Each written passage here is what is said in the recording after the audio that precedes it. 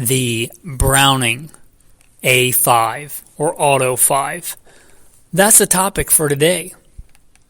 Welcome to the podcast where we talk about this subject, God willing many more, the right way with God at the center, biblical, Judeo-Christian values.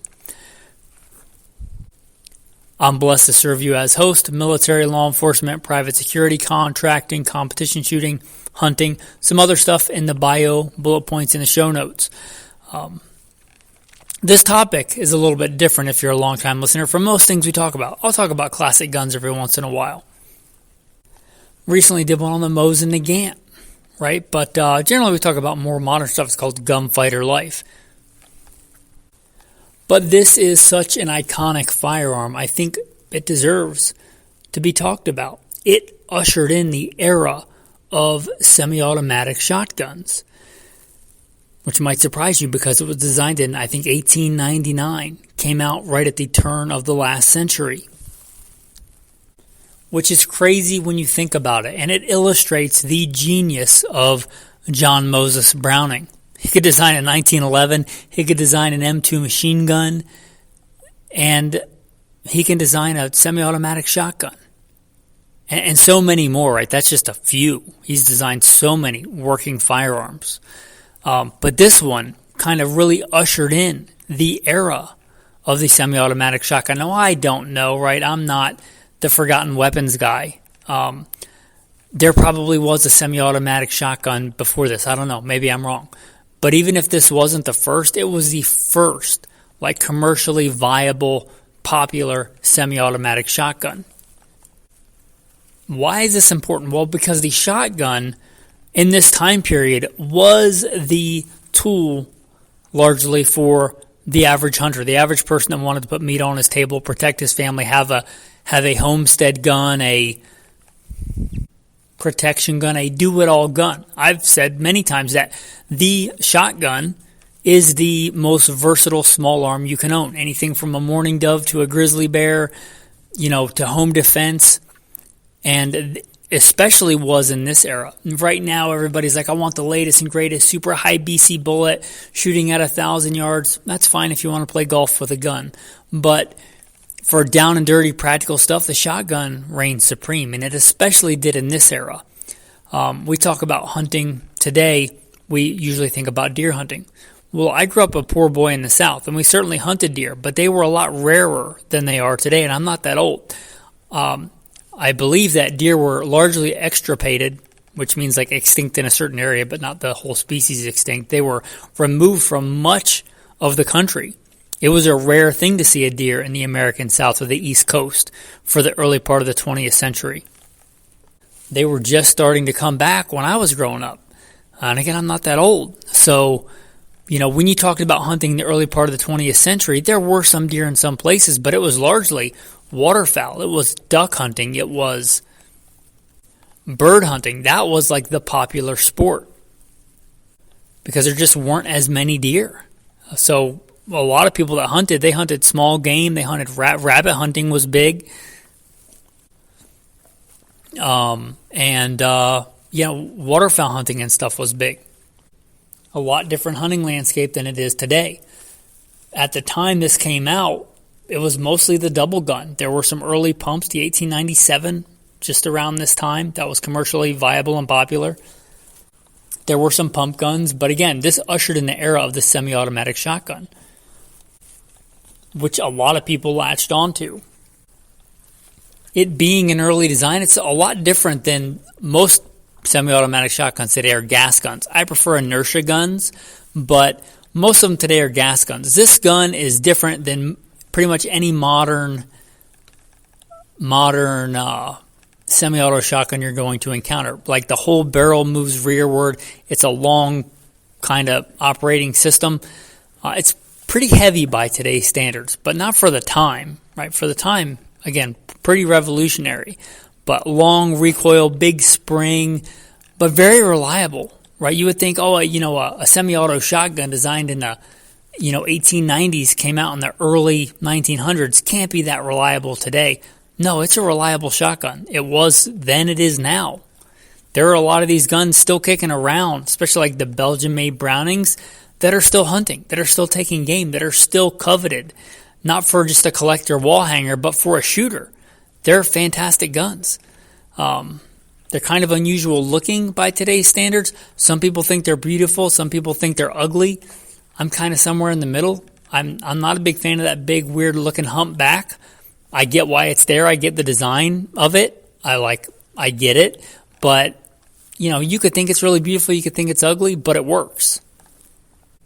To give credit where it's due, some of the stuff I don't know off the top of my head, I'm going to go to Wikipedia. Take that for what it's worth, but I like to give credit where it's due. The Automatic 5, or simply the A5, recoil-operated semi-automatic shotgun designed by John Browning. We talked about that.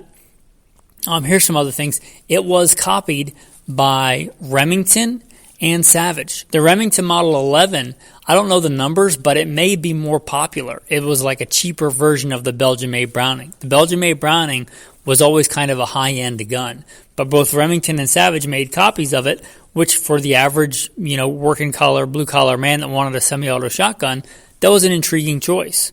So those are around. They don't command quite the price. So if you want with the exception, I think, of the shell interrupters, so you can switch shells, which if you don't know what that is, you probably don't need it. If you just want the experience of shooting one and you want a cheaper version, the Savage or the Remingtons, they're not bad shotguns. They might not have the fit and finish of a fine Belgian-made Browning, but they're good guns. So that's, again, the Remington Model 11, and it was the Savage Model 720. Nearly identical, Wikipedia says, but lacked the magazine cutoff found on the Browning. Okay, we talked about that. You may think of this as a sporting hunting shotgun, but it also saw military use, World War I and World War II. This was used to train anti-aircraft gunners or like machine gunners to shoot moving targets, which is fantastic if you think about it. Shooting skeet out of the air, same principles. You got to know your lead. You got to have follow through, right? You got to be quick to the trigger.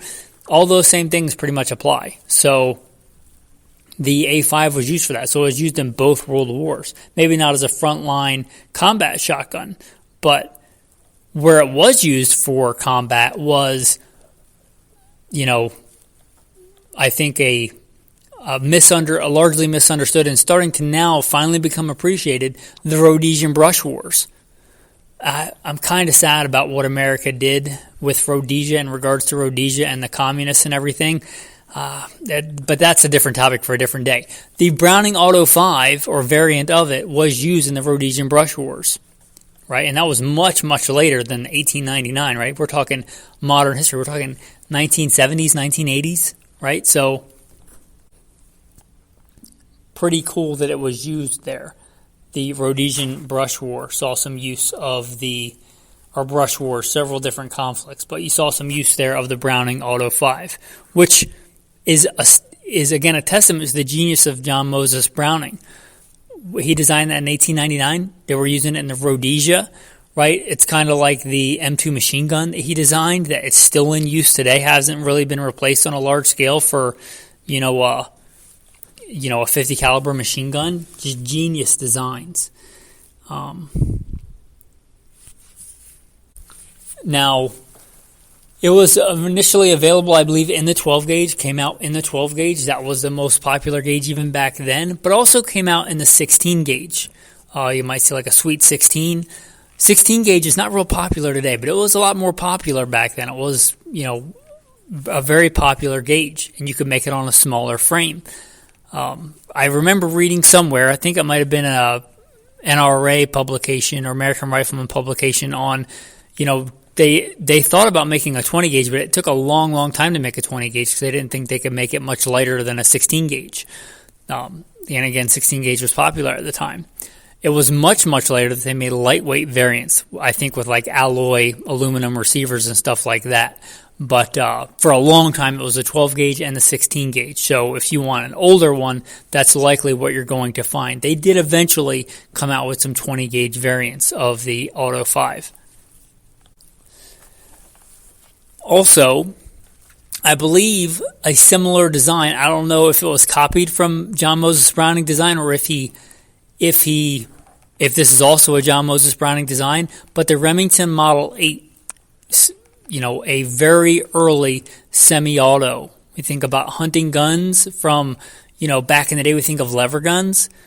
Well, the Remington Model 8, I think, stands for 1908. And it was a very popular semi-automatic rifle, at least by semi-automatic rifle standards of the time. In 1908, it was the original rifle that the .35 Remington was chambered in. A lot of times now we think about that as the gun that fires that as the Marlin 336, but that came way later. The Marlin lever gun 336 that we think of as so old school and iconic today, that was designed in like 1948. That's a way later development. People think of like lever guns as old, but that gun's way newer than the semi-auto, Remington Model 8, which has a similar system to this Browning Auto 5. I do believe that was also used by like street gangs in like the Prohibition era, the Remington Model 8, and I think it was used by law enforcement of the time. You might have to check, but I think the FBI used it. I could be fuzzy on that. Double check that. I think I may remember that, but I could be getting it wrong. So double check that. Don't take that as true. By the testimony of 2 or 3 witnesses, a matter is established. But a very similar kind of operating system. But a very cool rifle. And the Browning Auto 5, getting back to that, is a cool shotgun. What about today's relevance? Well, it's kind of heavy. If you get one at a good deal, again, a lot hunting at that time largely was waterfowl hunting, and for that, especially with back when you could use lead shot, like real shotgun shells, not steel stuff for waterfowl. Don't even get started on that. But back when you could use lead, and you were hunting waterfowl, geese, and goose hunting was big, duck hunting was big, full choke was kind of the order of the day. So a lot of these older shotguns are going to be full choke. And a lot of them are going to be heavy. And with a lot of those older fixed full chokes, you can't shoot steel, so you can't use them for their intended purpose. And it will kind of ruin them to saw the barrel off or get it screw in chokes, right? It will kind of ruin the collector value. And they're pretty heavy for other stuff. Like, I don't know the weight. Actually, I could probably find out. Hold on. Stand by. 9 pounds. That's pretty heavy. Now, if you're duck hunting out of a blind, not a big deal, but you're probably not still duck hunting with these because you have to use steel shot now, and that would kind of ruin the shotgun unless it wasn't a full choke, but most of the older ones were. So it's heavy. It's still a fully functional semi-automatic shotgun, though. I wouldn't just buy one at a gun show that's 100 years old and assume that it's reliable. But if you take it out and shoot it, maybe it needs a new spring or something, but it's probably still going to be reliable, which is phenomenal. But it's a 9-pound semi-auto. Doesn't make a lot of practical sense today unless you just have one. But if you have one and you want to shoot it, it's still a fully functional 12-gauge or 16-gauge shotgun, which has a lot of utility. I should also briefly mention that there is a new Browning Auto 5. Now, it's not the same design. It's got the same name, but it's a different operating system. I assume it's a gas gun because most modern semi-auto shotguns are, unless it's a Benelli. But it's probably a gas gun, probably similar to many other designs. But if you like that aesthetic, if you going back to some people think it's kind of ugly. Some people think it's beautiful. If you like that humpback whale shotgun look with the big humpback on it, and you want that look, but you want a more modern shotgun, Browning still makes an Auto 5. Different operating system, but probably a good gun. Knowing Browning, I don't own an old one or a new one, but I assume the new one's a good gun. They've been out. I say new, they're like several years old at this point, but if you want that aesthetic but a good modern hunting shotgun, you might look at the new A5. And if you want a fine Belgian-made Browning, you're probably a collector, or you inherited one, which is good for you, that's fantastic. But if you just want a shooter, or you just want the experience of shooting one of these old designs, you may look at the Remington Model 11, not as coveted as the Belgian-made Brownings, or the Savage model. So that's something to think about. Again, not what we generally talk about here on Gunfighter Life, but I thought a firearm this iconic was worth a discussion. If you like this kind of series, I may talk about some other classic, common on the American market surplus military firearms or iconic sporting firearms of the 20th century. If it's something you like, if you want me to stick to more modern relevant stuff, let me know that too. Let me know either way. You can comment on many of the platforms, so comments are good. Ratings also would be appreciated, but if you want to comment on Spotify or whatever, if you're listening on YouTube, I would suggest that you stop social media and stop YouTube. That's my personal advice to you, but you do what you want. But if you comment on there, I'm probably not going to see it because I'm not on YouTube. So the podcast host gets this content. I use a what's called a host for you guys that don't know how the sausage is made, and they rip it and they put it on YouTube. But once it goes on there, I'm not on YouTube. Like I have that channel that it gets posted to, but I'm not like surfing YouTube looking at comments. So if you want to comment and want me to see it, Spotify is probably your best bet on that. Or you can always head over to Patreon. There's a Patreon link in the show notes. At least there should be if I remember to put it in there. Guys, podcasts cost money to put out. I know they're free for you to listen to, which is fantastic. I like it that way. If you're trying to feed your family and put food on the table, by all means, do not become a patron. If you're like struggling for $5 a month, but if you're not and you think the content is worth it, if you've listened to several episodes, and you're like, I like what this guy's doing, I want to support, consider becoming a patron.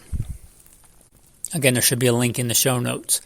With that, for your tactical tip of the day, and I don't take sponsors for the show, right? If you hear ads, it's because they're put in, again, by the host. I have no idea what you listen to. It depends on your algorithm and where you live, but that to say I'm not sponsored by Ballistol. But if you're talking about classic firearms, you're going to take that classic Browning Auto 5 out and you want that classic smell. Ballistol has been around a long time. I think World War I.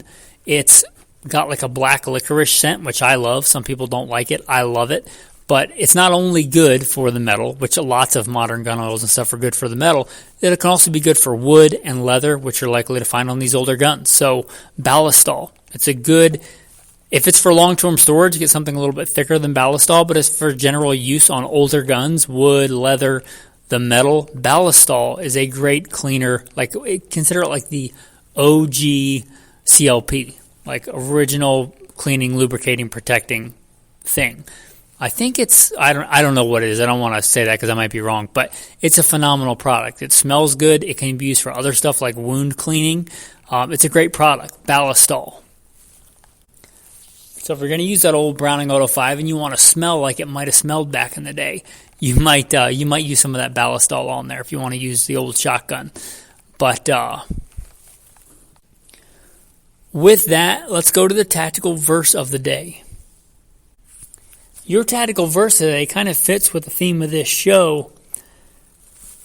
Those who built on the wall and those who carried burdens loaded themselves so that with one hand they worked at construction and with the other held a weapon. You'll find that in Nehemiah chapter 4. My comments, a working man, blue collar on one hand and a weapon with the other. I think a blue collar working man, there's nothing wrong with having a weapon in the other hand. There's nothing wrong with knowing how to wield a weapon. Goes back thousands of years. Even if you're not a professional soldier, even if you're not a, Marine or gunfighter by trade, you're not a private security contractor, which I'm blessed to be. Even if you're something else, whatever tradesman, a blacksmith, a carpenter, a software engineer, but something more modern, right? There's nothing wrong with having a weapon in the other hand. So consider that. And you'll find that in Nehemiah chapter 4. With that, thanks for listening and have a blessed day.